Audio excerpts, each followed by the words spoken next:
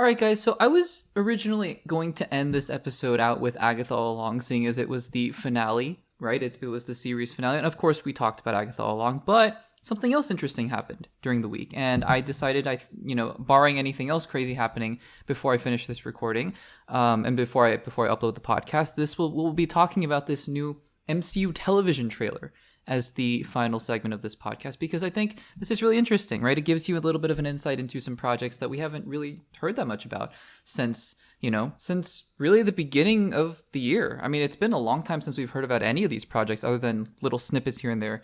Daredevil Born Again, obviously we've heard some things about, but other ones we haven't. So I'm just going to go through, because we've gotten release dates for almost every single project and at least time windows for these projects. So I'm going to go through because there's this little trailer that they released. It's about a minute and a half long, that talk about or that show little snippets of all these MCU Disney Plus projects. And this is not going to be a frame by frame breakdown. There are other channels like New Rockstars or whatever that do really great stuff with that. So if you want a true frame by frame breakdown, this is not really what this is. This is more just me giving cursory thoughts about what I've seen and just reiterating, if I'm still excited, if I'm not excited, if this increased my excitement, all that kind of good stuff. So let's go through these projects. There's a lot in here, so we're not going to spend too much time on each one, just a little bit talking about what we see and talking about the release dates. So first up in release order, we have actually November 12th, a Marvel Studios film, because Deadpool and Wolverine will be coming out on November 12th, 2024 on Disney Plus, and that's exciting because we finally get to see Deadpool and Wolverine and all the cameos, all the goodness. Human Torch. Sorry if that's a spoiler if you haven't seen Deadpool and Wolverine yet, but it's going to be really exciting to see Hugh Jackman and Ryan Reynolds come to Disney Plus. So Deadpool and Wolverine, November 12th, 2024. The first new project, What If Season 3, premieres on December 22nd, 2024, and the new episodes will be dropping daily. I believe they did this with What If Season 2, which I think came out only a year ago. And so this will just be a little Christmas time fun thing. I might do a wrap up. I might come back when it's over. I think early January is when it ends, or late December, and I'll do a wrap up, talk about What If Season 3. Hasn't been my all-time favorite show. It's, just kind of interesting. It almost feels more like YouTube videos, honestly, just concepts, but I'll be watching them because they're short or whatever. The one thought I had when watching the footage here is that this is where we see Shang-Chi again, because not in his own sequel film, surely not. We couldn't do that for one of the most popular new characters in Phase 4. Instead, we have to see him as a cowboy in What If. We'll talk about another interesting actor in an animated Marvel show. I'm sure you know what I'm talking about if you've seen this little clip here. But Shang-Chi is a cowboy and some other things. I think Hydra Stomper was there and Cap Shield. I don't even know. It's going to be interesting for sure. So then, coming up in 2025 now, we have Your Friendly Neighborhood Spider-Man, which is coming out in January 25th, 2025. It looks cute. The animation style is cutesy and kind of artsy, and I don't really have any expectations for this. I'm assuming this is another kind of multiversal Spider-Man show, and I don't really know what else it is. I'm assuming this is not Tom Holland's Peter Parker, or if it is, it's some slight variation of Tom Holland's Peter Parker.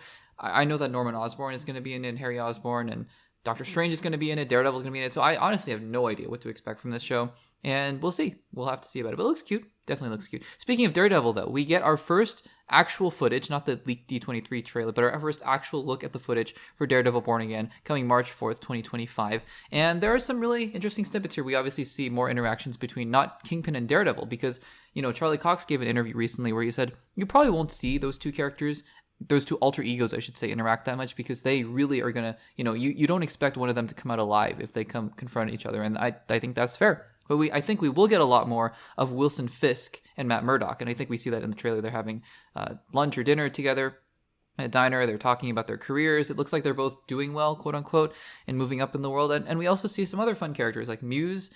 Looks terrifying, looks really creepy. We see Punisher, and that's exciting. And then we see, interestingly enough, Kamal Khan's dad, Miss Marvel's dad, at the very end of the trailer. We knew that he was coming, that had been reported, but still really interested to see why he needs Matt Murdock as a lawyer. What happened? Maybe it's because he went to space or something. I have no idea, honestly. In the Marvels, he went to space, so we'll see. But Daredevil Born Again is probably easily, out of all these projects, my most anticipated that's upcoming, so that's exciting. Then, another release date, Ironheart, June 24th, 2025. And look, I am somebody who loves Black Panther Wakanda Forever. I know not everyone does, and that's totally fine, but I am someone who resonated with that movie very deeply.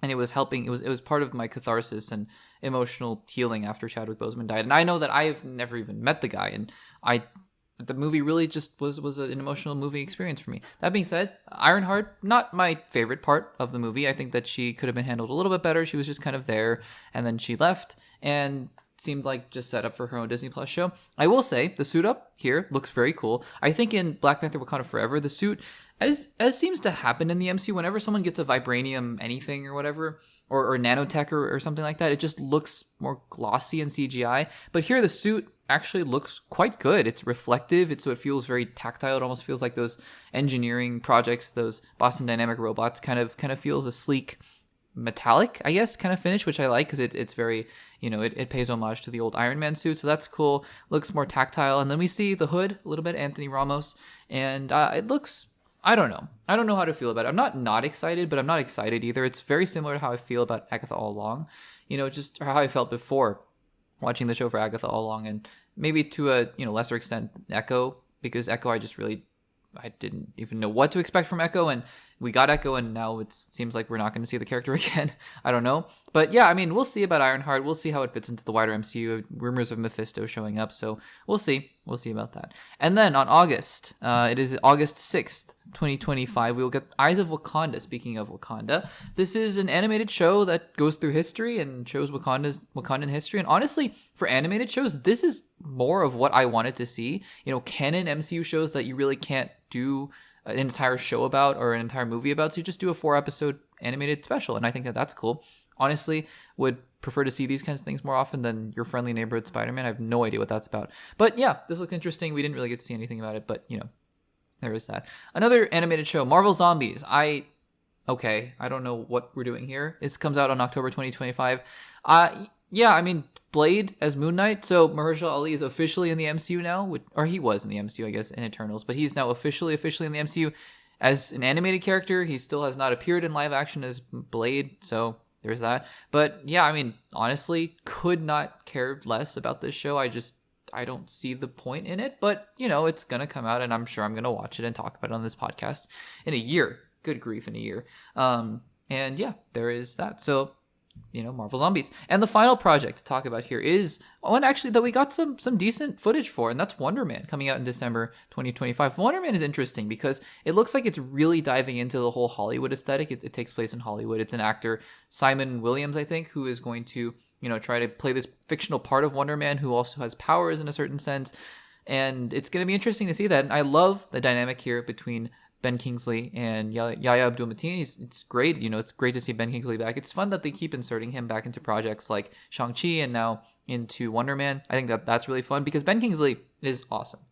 I know that he wasn't my favorite part of Iron Man 3. You can go check out my rewatch video I did all the way back in 2020 of Iron Man 3. I think my thoughts are pretty much the same, though. It's, it wasn't a terrible movie at all. It was very entertaining, but there were just some parts that were kind of odd, and I think that Trevor Slattery was one of them. But I think since Iron Man 3, they've found really fun ways. All Hail the King, Shang-Chi, and now Wonder Man to use the character, which is really fun. And I like the kind of sitcom-y, aesthetic to it. It's not, it feels less MCU, and it feels like it's filmed on a backlot.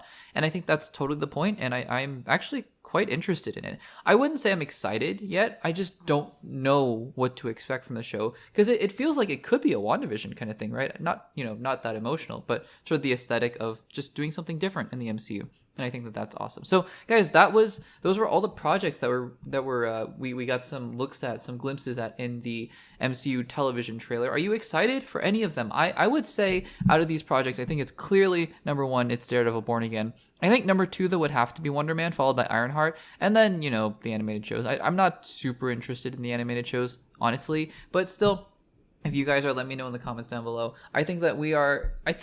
I'm hopeful because these shows, I think, are produced very intentionally, at least the live action ones, by Kevin Feige, especially Ironheart. Ironheart was supposed to come out 2 years ago, and I think Kevin Feige went, nope, not good enough, and they didn't have to reshoot all of it. I don't think they reshot some of it, but I think more of it was in the edit bay. And I think that Kevin Feige, again, is being much more intentional about what gets greenlit, what gets, the kind of quality that gets put out. So Daredevil Born Again, very excited for. That obviously got scrapped and then redone, and I think it's going to be awesome. Ironheart, hopeful for. And Wonder Man, I think, is a Kevin Feige project, and I'm very curious to see why. I'm very curious to see what's going on there as well. So let me know in the comments down below which projects you're most excited for based on the teaser trailer. We'd love to hear those thoughts down below.